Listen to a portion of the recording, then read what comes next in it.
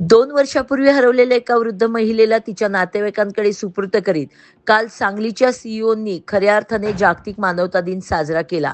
ही वृद्ध महिला बार्शी येथील रहिवासी असून साधारणपणे 2 वर्षापूर्वी कुर्डुवाडी येथून ती बेपत्ता झाली होती आणि कुर्डुवाडीपासून 2000 किलोमीटर लांब असलेल्या ओडिसा या ठिकाणी ती आढळून आली आणि आपल्या सांगलीच्या सीईओंनी त्यांना काल त्यांच्या नातेवाईकांकडे सुपूर्त करीत आपल्या माणुसकीचे दर्शन घडविले आणि खऱ्या अर्थाने जागतिक मानवता दिन साजरा केला. आपके यहाँ पे वो कितने समय से हैं आपके यहाँ? 2 साल से आपके यहाँ पे तो गेल्यापासून ते यांच्या संस्थेमध्ये विकास नावाची यांची ओडिशा सरकारच्या अंतर्गत जसं आपल्याकडे असतं राज्य शासनाचं, तर राज्य शासनाची नोंदणीकृत त्यांची संस्था आहे. तर त्याला व्हिजिट करायला ते कलेक्टर गेले होते फील्ड व्हिजिटला. अचानक तिथं आजी भेटली, ते कळालं की महाराष्ट्राची. मग ती स्वतः महाराष्ट्र असल्यामुळं सहानुभूतीने त्यांनी आमची चौकशी केली आणि मग त्याची सुरुवात झाली. डॉक्टर वगैरे चांगले भेटले म्हणताय, त्यांचं काहीतरी चांगलं चेकअप वगैरे झालेलं आहे. ते त्यांच्या संस्थेतर्फे डोळ्याचं ऑपरेशन केलं.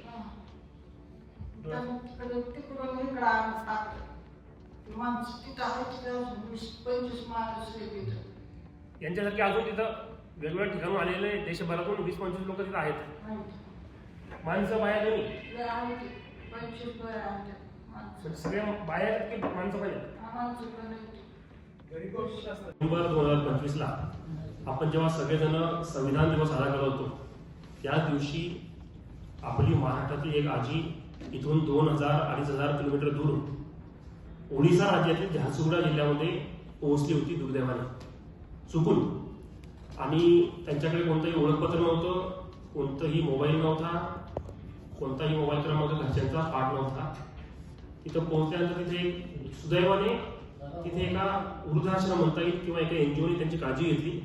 मागचे 2 वर्ष झाले तर सांगतीलच आपल्याला. आम्ही जेव्हा कळालं, तिथले जे जिल्हाधिकारी आहेत त्या जिल्ह्याचे ओडिशा राज्यातले, ते माझे बॅचमेट निघाले IASचे, तर ते कलेक्टर आहे तिथे.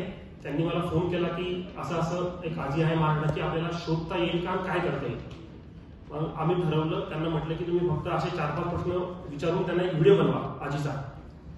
मग स्वतः कलेक्टर महोदय त्यांनी, म्हणजे माझा बॅचमेट आहे, त्यांनी, कारण त्या आजीला मराठी येत होती आणि तिथं मराठी बोलणारे कलेक्टर एकटे होते, कारण की ओडिया वगैरे भाषा तर आजीला येत नव्हती. कलेक्टरने स्वतःच्या आवाजामध्ये ते व्हिडिओ बनवला, प्रश्न विचारले. तो व्हिडिओ आम्ही आमच्याकडे पाठवला. आम्ही महाराष्ट्रात आमची जी सोशल मीडिया होती ती पसरवला आणि जास्तीत जास्त लोकांना पसरवला. आम्हाला 6 डिसेंबरला किंवा 5 डिसेंबरला एक कॉल आला. आम्ही खाली एक मोबाईल नंबर दिला होता ऑफिशियल, की ती आजी आमच्या गावची आहे आणि ती आजी माझी चुलती आहे, त्यांच्या पुतणीचा कॉल आला होता. मग आम्ही ते सगळं चौकशी केली. त्यांचं आपसात बोलणं करून दिलं कॉन्फरन्स कॉलवर. आणि त्या ज्या NGO होते ते प्रतिनिधी, या ना कुठे त्यांचे प्रतिनिधी,